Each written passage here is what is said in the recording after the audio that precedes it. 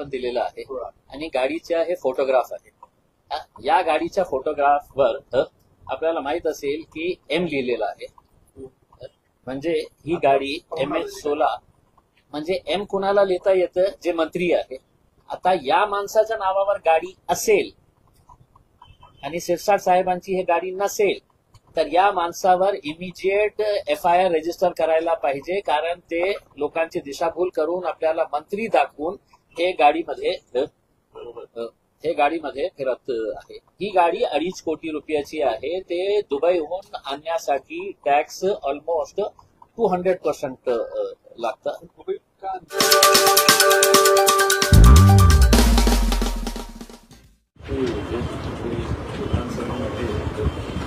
विधान परिषदेमध्ये आपण ज्या प्रकारे आतापर्यंत आपण जे लढत आहे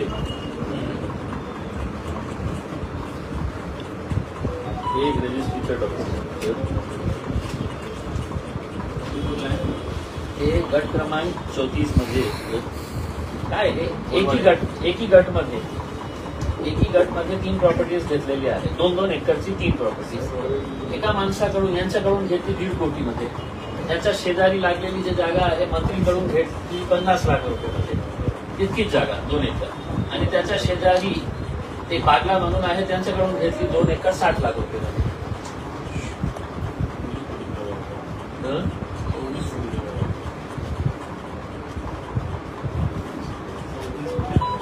आता आम्ही हे सगळं डॉक्युमेंट्स घेऊन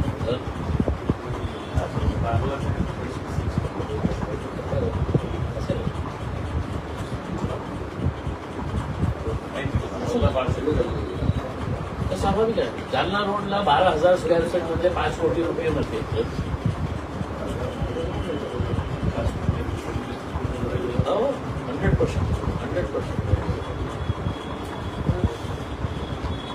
आमची अपेक्षा आहे सर की मी विषय सगळ्यात आधी तर मी जेव्हा स्थितीची डिपार्टमेंटला पत्र आता अधिवेशन पण आहे 30 जून. त्याच्यामुळे ते काही प्रश्न वगैरे अधिकारी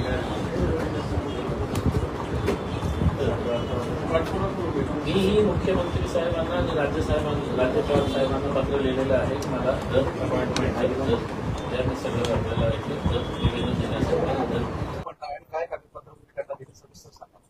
काय आहे की विरोधी पक्ष नेते अंबादास दानवे साहेबांना मी मागच्या अनेक वर्षापासून बघत आहे. पुढे अन्यायाच्या विरोधात लढत आहे. ते खूप मोठ्या जबाबदारीच्या पोस्टवर बसलेले आहे आणि विधान परिषदेमध्ये भाषण करताना त्यांनी अनेक असे प्रकारचे मुद्दे काढलेले आहे. खूप जोराने ताकदीने ते तिथे मांडत आहे. आणि असाच प्रकारचा जेव्हा मुद्दा आपल्या जिल्ह्याशी संबंधित असते, आपल्या पालकमंत्र्यांशी संबंधित असते आणि त्यांच्या भ्रष्ट कारभारासंदर्भात असतं, तर मी मागच्या अनेक दिवसापासून आपणही सहकार्य केल्यामुळे ते प्रकरण सगळं बाहेर आलेलं आहे. आता त्यांना असं वाटतं की माझा काही कोणीही वाकडा करू शकत नाही, माझ्यावर कसल्याही प्रकारची कारवाई होणार नाही. आणि ते असं मलाही आता वाटू लागले, कारण आतापर्यंत मुख्यमंत्र्यांनी वीजच्या संदर्भात कमी कमी एक इन्क्वायरी कमिटी लावायला पाहिजे होती की कलेक्टर ऑफिसच्या कोणकोणत्या अधिकाऱ्यांनी त्यांना मदत केली हे प्रॉपर्टी एक्वायर करण्यासाठी.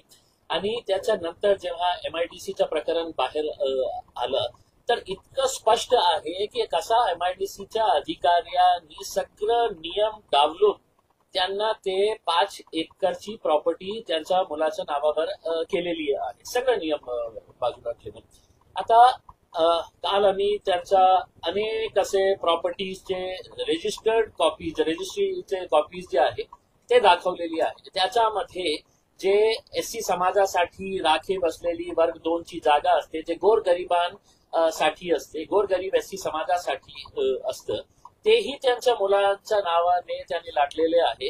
आणि ते रजिस्टर करण्यासाठी कशा प्रकारे तहसीलदारवर आणि कलेक्टरवर दबाव टाकण्यात आला होता.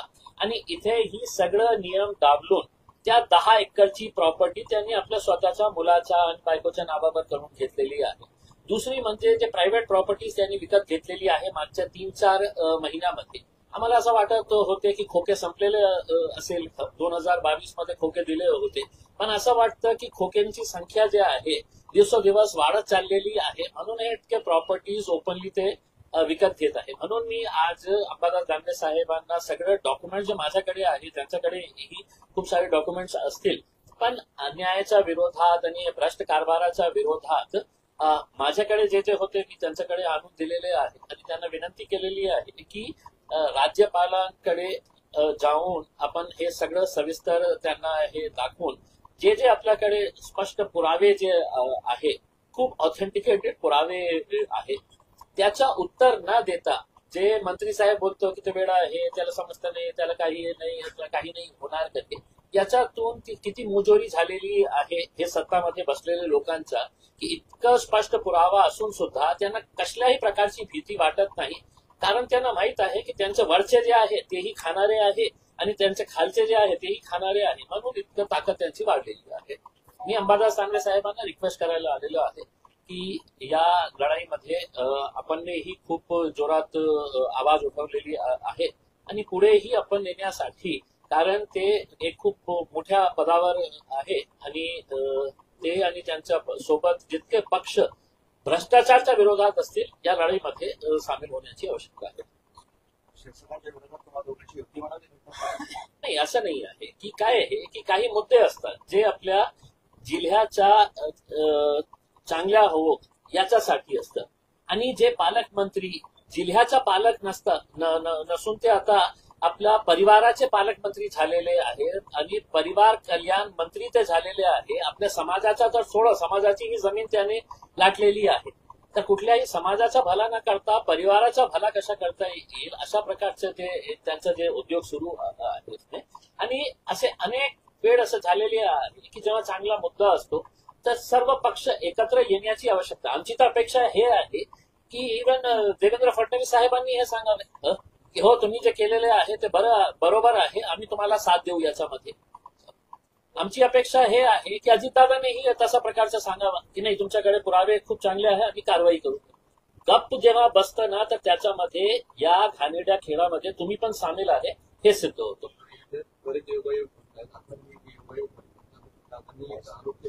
कोकणाची गाडी वापरतात, त्यांच्याकडे स्वतःची गाडी. तर आता त्र्यंबकेश्वरमध्ये ती जागा सापडली, त्यात जे पार्टनर आहे त्याच पार्टनरच्या नावावर ते स्वतः गाडी फिरतात, ती गाडी त्यांच्या नावावर. हे सगळी MH16 1 नंबरची गाडी आहे.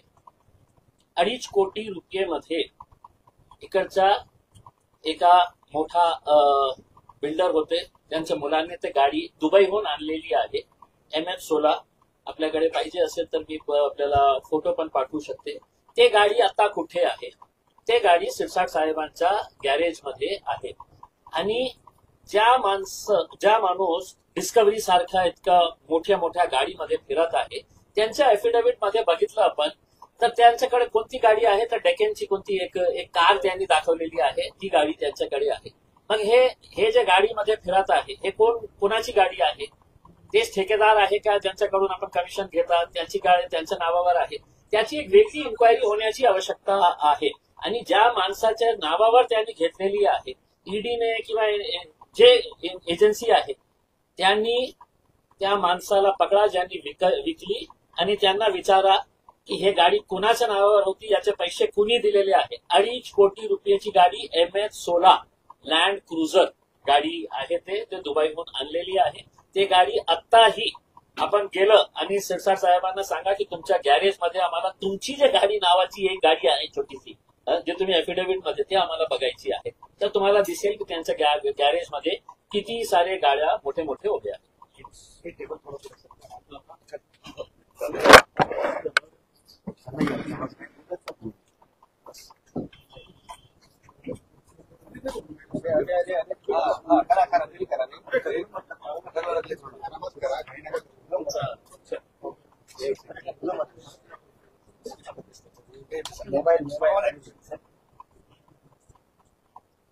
बोला दादा, विद्या जलील यांनी तुमची भेट घेतली, शिरसाटांविरुद्ध भ्रष्टाचाराची काय नक्की तुमच्या दोघांमध्ये चर्चा झाली, काय चर्चा झालेली नाही. त्यांनी मला सतीश शिरसाट यांच्या वेगवेगळ्या ज्या मालमत्ता आहेत मालमत्ता कोणी घ्याव्या त्याच्याविषयी काही विरोध असायचं कारण नाही.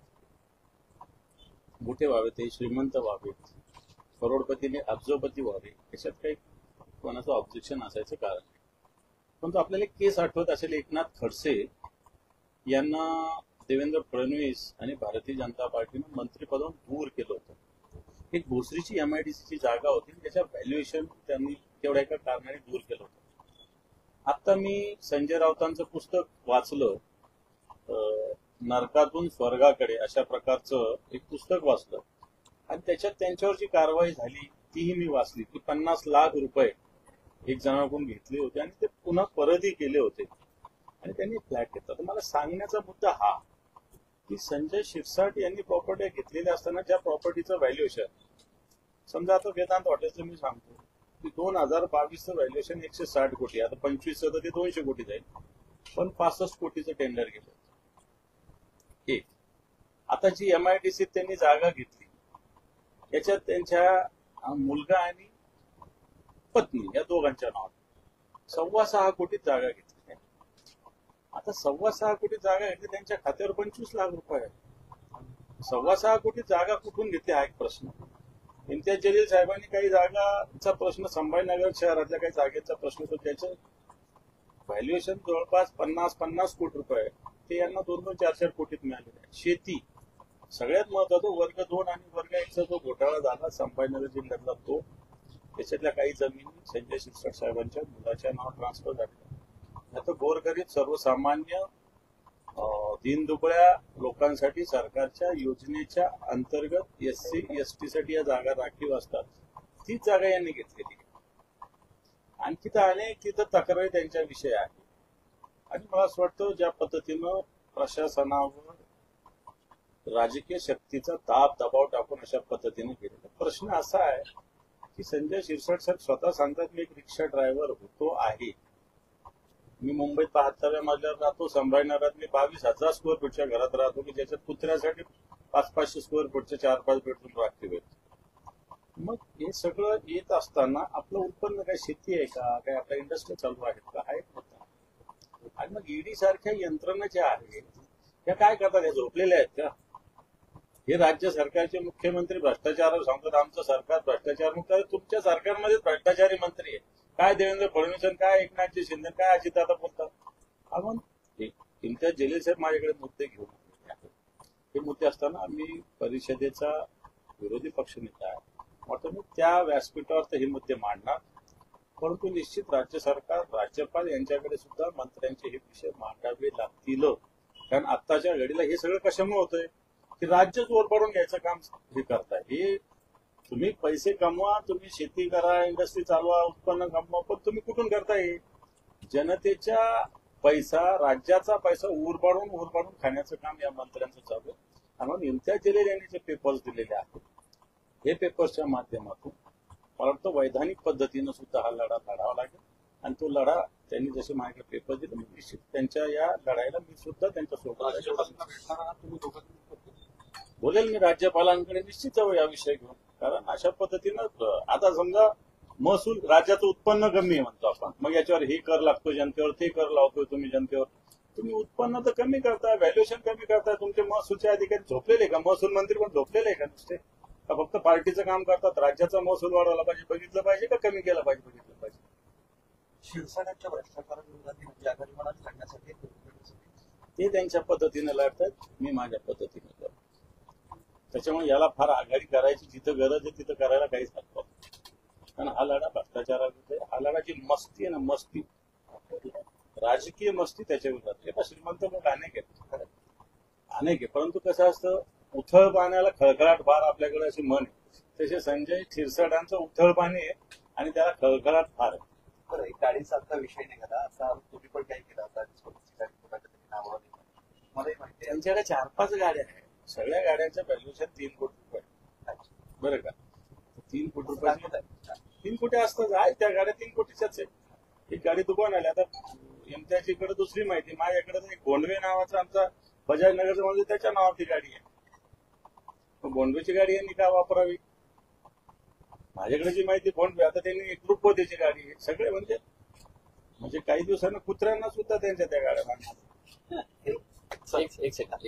हे जे मी गाडीच्या संदर्भात आपण जे प्रश्न विचारलेले आहे, मी आपल्याला गाडीचा नंबर पण भारतात गाडी भेटत आता काय आहे हे की जेव्हा पैसा जास्त होतो ना तर गाडी याच्यासाठी आणतात. दुबईला स्वस्त आहे गाडी, पण ऑर्डर द्यावी लागते. दुबईला लेफ्ट हँड ड्राईव्ह त्याची ऑर्डर आधी लागते. स्वस्त आहे पण त्याचं 200% टॅक्स बरोबर. तशीच आम्ही तसा म्हणजे वापस करतो. तुम्ही सांगत होता दुबईला. नाही हे जे आहे ना हे कुणाच्या नावावर गाडी आहे आणि हे कुठे थांबलेली आहे. हे मंत्रालयाच्या बंगल्याच्या समोर थांबलेली गाडी उभी आहे. ते आपण बॅकग्राऊंड मध्ये बघू शकता. कुणाच्या नावावर आहे आणि ते मंत्री असेल तर काही नाही. दुसऱ्यांच्या नावावर गाडी घ्यायचं, त्याच्यावर मंत्रीचं स्टिकर लावायचं आणि हे सगळे उद्योगधंदे सुरू आहे अशा प्रकारचे. गाड्यांचं जे व्हॅल्युएशन केलेलं आहे, मी अंबादास दानवे साहेबांनी सांगितलं 3 कोटी रुपयाचं व्हॅल्युएशन त्यांनी सांगितलेलं आहे. माझ्या माहितीप्रमाणे ते व्हॅल्युएशन त्याचं खूप जास्त होते. एक गाडीच्या बाबतीत आपण बोलतो 2.5 कोटी रुपयाचे आणि दुसऱ्या ज्या गाड्या आहे त्याच्या एक गाडी जी आहे 1.5 कोटी रुपयाची गाडी आहे त्यांच्याकडे.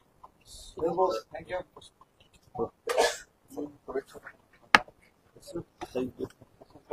संघर्षासाठी एकोणीस लोक आवाज बरोबर चलो, होता ते.